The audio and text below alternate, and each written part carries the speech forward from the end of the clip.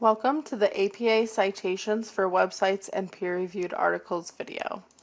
In this video, we will learn how to identify citation elements and how to properly cite your sources in APA 7th edition.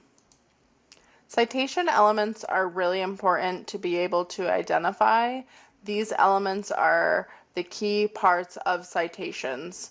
So when we look at websites and peer-reviewed articles, we know exactly what pieces of information we need to properly cite our articles. This varies slightly between websites and peer-reviewed articles, but below are the essential pieces of information that we need for each citation, which are the author or authors, publication date, article title, journal title, website name, volume number and issue number if you're looking through a journal, page range, DOI, which is a digital object identifier. It's a peer-reviewed articles version of a URL. And then if we're citing a website, we need the URL. So let's take a look at the New York State Department of Environmental Conservation Buffalo River Restoration Project website so that we can use this as our example for website citations. So when we look at this website, normally the first thing we look for is the author of this article or of this page on the website. So typically for government or organization or even association websites, the author of the articles are typically the government, the organization, or the association. So the New York State Department of Environmental Conservation is the author of this Buffalo River Restoration Project. Normally, up underneath the article title, there will be the publication date, but we don't see that here, so the other place it's normally housed is the copyright date at the bottom of the website. Unfortunately, this website does not have that as well, so when we cite this website, we will just put no date. And then the article title is the Buffalo River Restoration Project. And then normally the APA citation will ask you for the website name, which is typically the New York State Department of Environmental Conservation. But because that is our author, we don't need to state that twice. So let's give this a try in our citation demonstration. So here we're identifying the author as the New York State Department of Environmental Conservation, and we already identified that there's no date since there's no article date underneath the title and there's no obvious copyright date. The article title for this website article is the Buffalo River Restoration Project, and then this is the URL that we pulled from the address bar. So now we're going to look at putting the pieces all together. What you see on the screen now, is the APA format for websites. So we want the author last name, their first initial. If they have a middle initial, you can include that as well. The year, month, and day the article was published. The title of work, which is also the article title. The website name, if it's different from the author. The website name if it's different from the author, and then the URL. So our author is the New York State Department of Environmental Conservation. I abbreviated it in case you choose to use that in your paper. ND for no date. Buffalo River Restoration Project, since that is the title of our article, and then the URL. So this is how you would put together the APA citation for a website. Now we're going to look at a citation demonstration for a journal article. So I just used a general example for a journal article.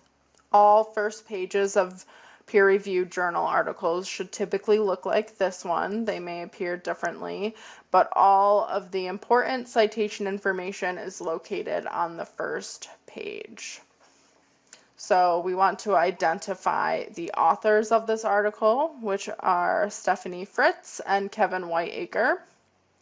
Next, we want to identify the publication date of this article, which is 2016.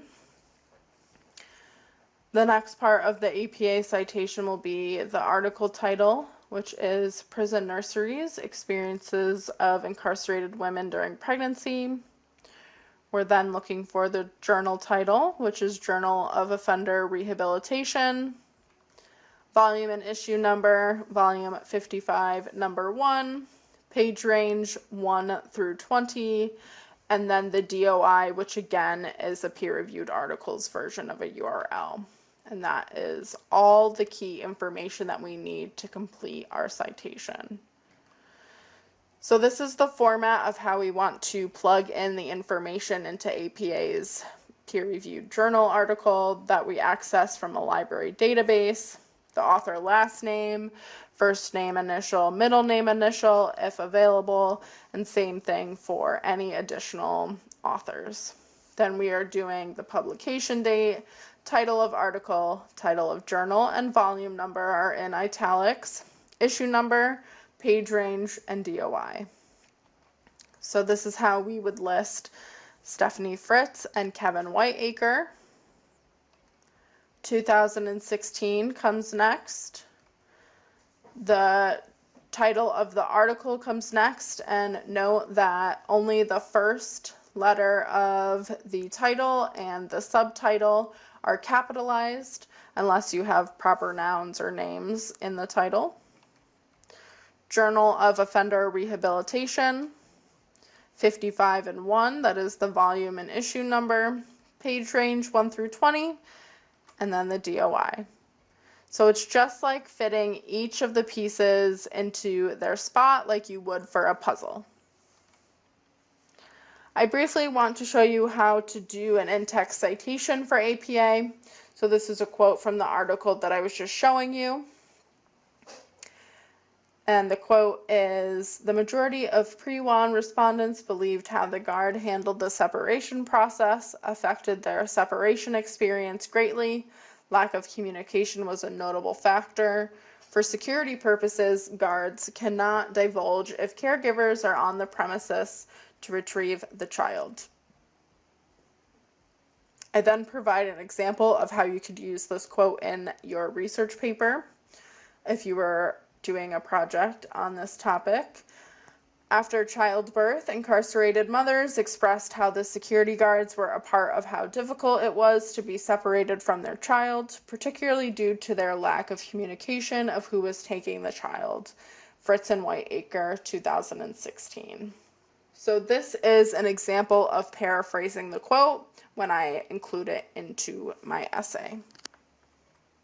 This is just one way that you can do in-text citations.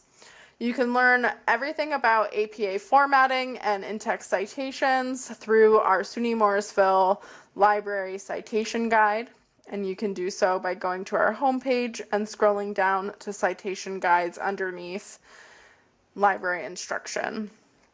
This will bring you to the homepage, and we have everything on APA that is current and up to date to the 7th edition. Other resources will house the information about websites and other documents. Articles will house the information about journal articles, which are those peer-reviewed articles from the library database. And it shows you all the different correct ways that you can do in-text citations. Just to recap what we learned how to identify citation elements and how to properly cite your sources in APA format.